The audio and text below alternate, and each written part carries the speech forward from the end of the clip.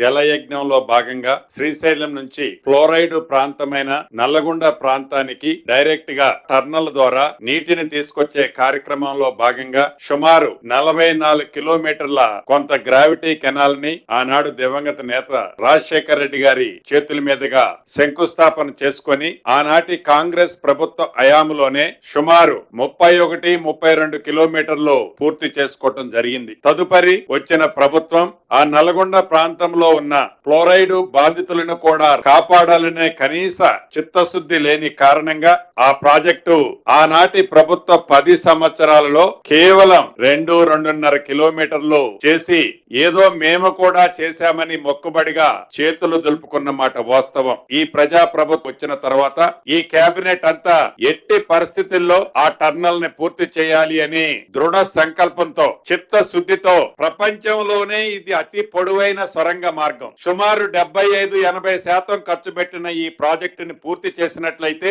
30 టీఎంసీల నీరు ₹1 ఖర్చు లేకుండా ఫ్లోరైడ్ ప్రాంతమైన నల్లగొండ ప్రాంతాన్ని ఫ్లోరైడ్ రహిత ప్రాంతంగా చేయటంతో పాటు మిగిలిన విద్యుత్ బిల్లులు గాని ఇతరత్ర ఏ మెయింటెనెన్స్ రాకుండా ఉండే విధంగా టర్నల్ ని పూర్తి చేసే దిశలో ఈనాడు ఆ టీబీఎంలతో చేసే కార్యక్రమానికి పులి స్టాప్ పెట్టి లేటెస్ట్ టెక్నాలజీతో ₹1 కూడా రాష్ట్ర ప్రభుత్వానికి అదనంగా ఖర్చు కాకుండా ఉండే విధంగా అదే ఏజెన్సీతో రాబోయే 2026 చివరి గాని 2027 స్టార్టింగ్ లోపు ఈ ప్రాజెక్టుని పూర్తి చేయాలి అని ఈనాడు కేబినెట్ నిర్ణయించిందనేది ఉమ్మడి నల్లగొండ జిల్లా ప్రజలకి తెలియజేయటం జరుగుతుంది.